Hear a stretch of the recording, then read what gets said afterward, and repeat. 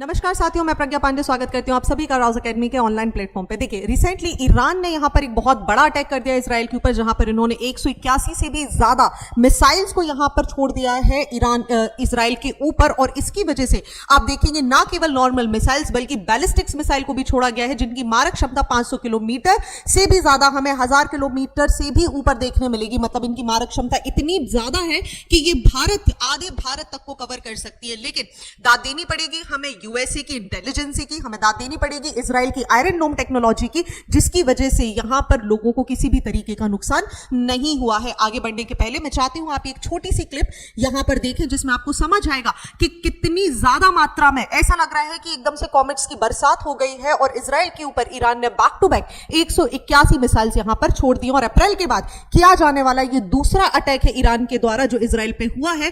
अभी तक इजराइल ने ऐसा कोई एक्ट नहीं किया है जिसमें ईरान के ऊपर उसने डायरेक्टली अटैक किया हो, and this is for the first time. आप देखेंगे स्टेट टू स्टेट वॉर हमें यहां पर देखने मिल रहा है। अभी तक इजराइल हमास और लेबनान जैसे आप बात करेंगे, हिजबुल्लाह जैसे आतंकी संगठनों के साथ यहां पर युद्ध में लगा हुआ था। यूएस ने आतंकी संगठन यहां पर बोल रखा है, लेकिन स्टेट वर्सेस स्टेट की वॉर अब हमें पहली बार दिखाई दे रही है। आगे बढ़ने के पहले आप ये वीडियो यहां पर जरूर देख लीजिए।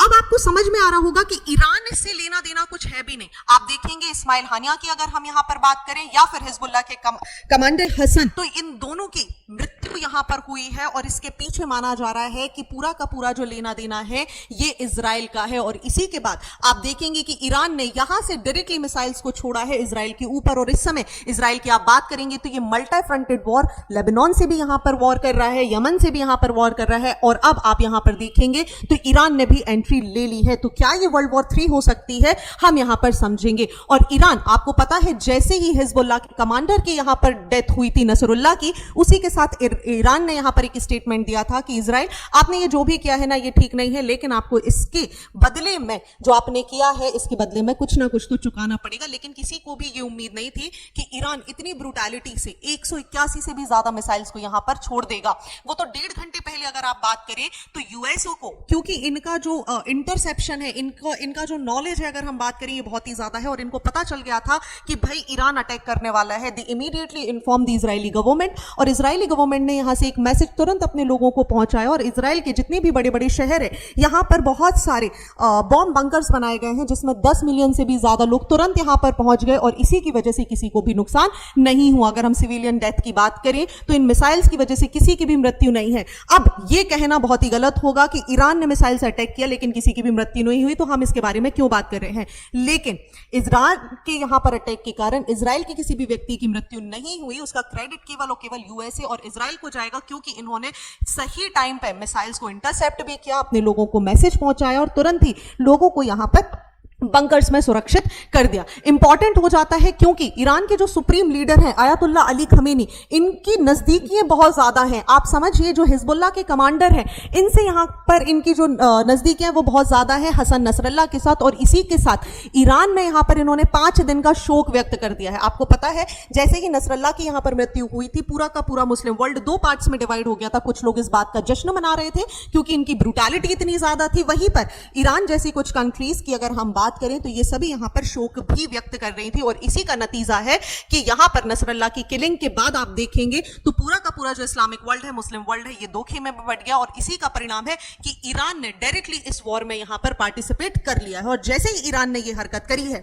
यूएसए ने फुल फ्लेजेड अपना यहां पर सपोर्ट दे दिया है। आप मेरे दोनों तरफ देख पा रहे होंगे, एक तरफ यहां पर जो बाइडेन, एक तरफ आपको यहां पर कीर स्टीमर दिखाई दे रहे होंगे। तो यूएसए और यूके, रोमानिया जैसी बहुत सारी कंट्रीज ने डायरेक्टली यहां पर सपोर्ट कर दिया है इजराइल और इन्होंने फ्रंट फुट पर बोल दिया है कि ईरान ने ये जो हरकत की है ना, इसको हम कंडेम करते हैं, क्योंकि 181 मिसाइल कुछ कम संख्या नहीं होती। आप सोचिए, इजराइल की पूरी पॉपुलेशन यहां पर खत्म हो सकती थी अगर इनके पास इन्होंने बहुत सूझबूझ के साथ आयरन डोम जैसी टेक्निक्स की मदद ना लेते हुए, अपनी इंटेलिजेंसी की मदद ना लेते हुए लोगों को बम बंकर्स में यहां पर सुरक्षित किया होगा। और इसी के साथ आप देखेंगे ये दोनों बड़ी कंट्रीज ने फ्रंट फुट पर यहां पर ईरान को अब वार्निंग दे दी है। ठीक है, अब इंपॉर्टेंट क्यों हो जाता है, आप मेरे पीछे ये जो डायग्राम देख रहे होंगे आपको समझ में आएगा कि ईरान की जो ये बैलिस्टिक मिसाइल्स हैं, इनकी रेंज कितनी ज्यादा है। They can cover half of the India also. अब आप सोचिए, इसीलिए मैं बोल रही हूं this is commendable for the Israel की, जिन्होंने ईरान की इतनी क्लोज प्रॉक्सिमिटी में होने के बावजूद भी इन पूरी की पूरी मिसाइल्स को इंटरसेप्ट कर लिया और अपने किसी भी सिविलियन को नुकसान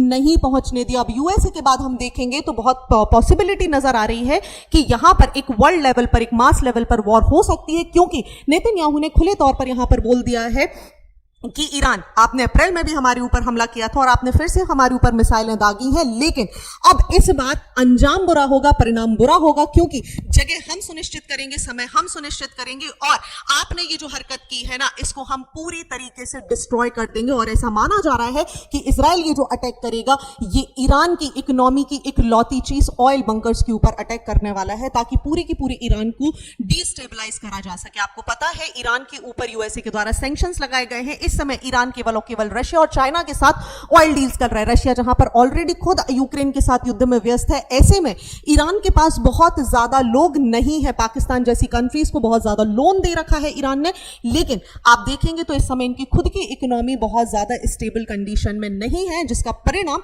बहुत ज्यादा बुरा हो सकता है भविष्य में। कारण क्यों, तो मैं आपको कारण समझाऊंगी कि हम इसे वर्ल्ड वॉर 3 क्यों बोल रहे हैं, क्योंकि इस पूरी घटनाक्रम की वजह से जितनी भी ऑयल प्राइसेस हैं, ये यहां पर बढ़ जाएंगे। अगर आप लगातार स्टॉक मार्केट्स को फॉलो कर रहे हैं तो आपको समझ में आएगा कल, क्योंकि आज यहां पर 2 अक्टूबर है, नेशनल हॉलिडे है भारत में। अगर आप कल यहां पर ऑयल मार्केट और उसके प्राइसेस को देखेंगे, आपको तो सडन यहां पर एक डिक्लाइन देखने के लिए मिलेगा और आगे आने वाले समय में बिल्कुल मान के चलिए कि यहां पर ऑयल के प्राइसेस डबल और ट्रिपल हो सकते हैं, जिसकी वजह से इन्फ्लेशन जैसी सिचुएशन हमें देखने मिल सकती है।